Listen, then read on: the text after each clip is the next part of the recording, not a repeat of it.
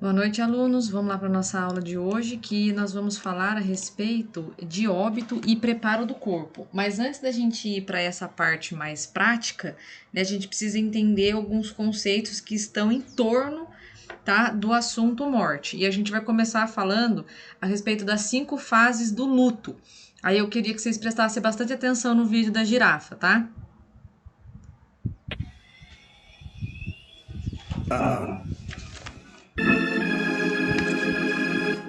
It's no big deal. It's probably not even quicksand. I'm gonna have a good laugh about this tonight with the guys.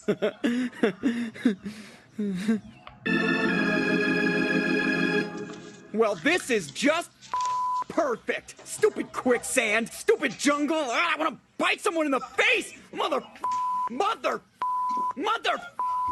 Ah!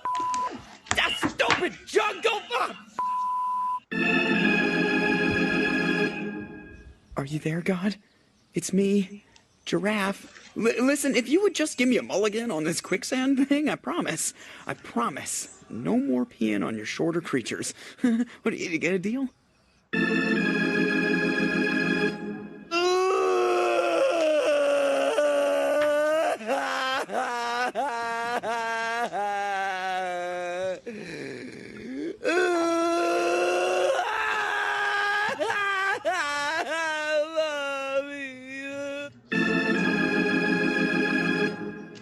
You know something? I'm cool with this. I bet heaven has all the tender leaves I can eat, and everyone gets their own Slurpee machine. Yeah, take me, sweet death. I await your loving embrace. What? I think I hit the bottom.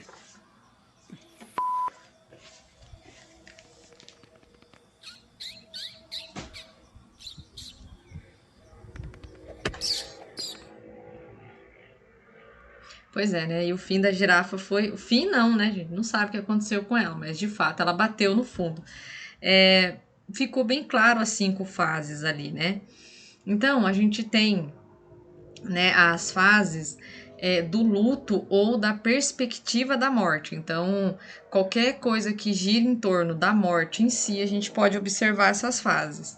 Então, a primeira fase é a negação. Então, deu para ver a girafinha, né? Negando o fato dela estar, né, afundando ali na areia movediça.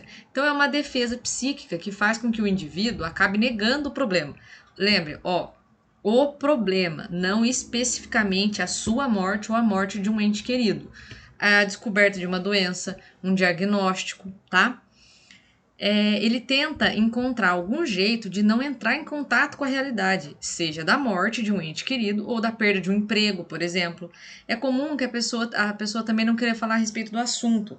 Então, quando a gente fala luto, não é limitado à questão da morte, mas ela gira em torno de tudo aquilo que traz um certo prejuízo emocional, psíquico ao indivíduo. Então, por exemplo, o término de um casamento, perder o emprego, né? Então, tudo isso pode acarretar, né, o desencadeamento dessas fases. Depois vem a raiva, né? Então, em seguida, a girafinha falou ali uma sequência ali, de 99 palavrões, né? Quem não conhece uma pessoa que seja assim, né?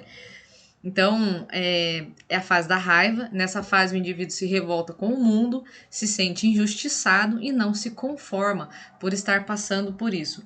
Então, nessa fase aqui da negação, para nós, agentes de saúde, nós temos o problema. O problema é que se o indivíduo nega a doença, automaticamente ele nega o tratamento, porque ele nega que ele precisa de ajuda. Isso é ruim pra gente.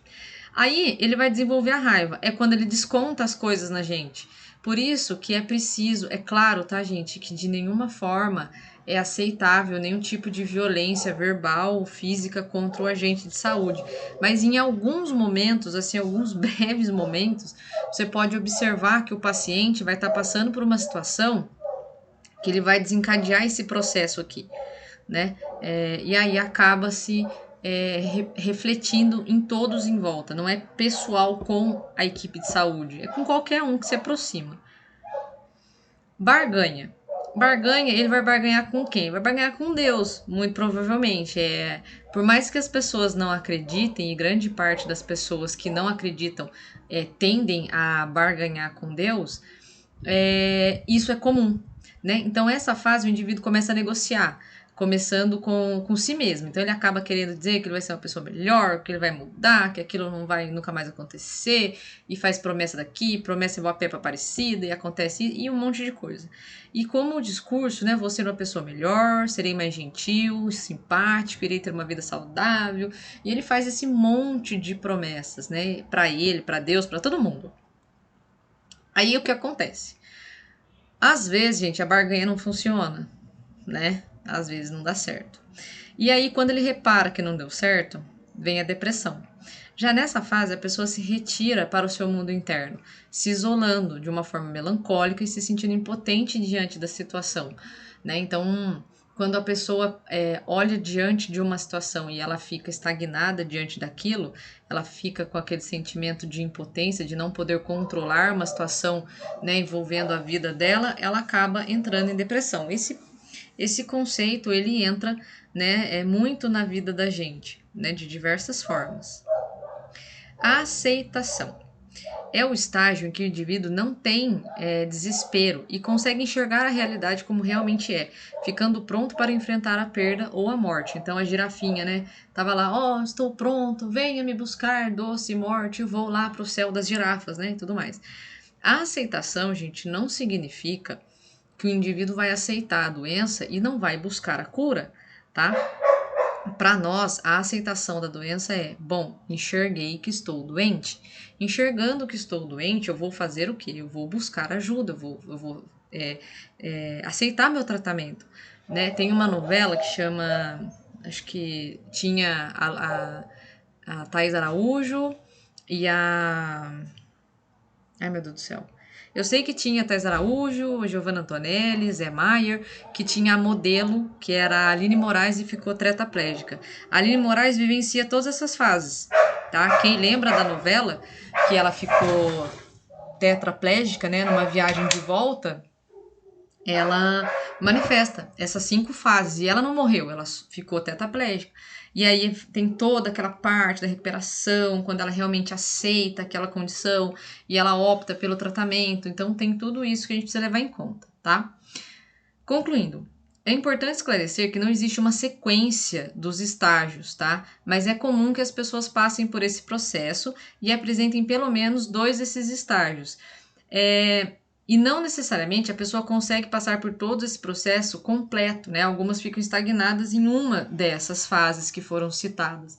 Então, por exemplo, a gente teve contato com uma senhora, 15 anos, ela fazia almoço e ela colocava o prato do filho que morreu, né? Então ela desencadeou ali uma psicopatologia onde ela não aceitou a morte, ela estagnou nessa fase.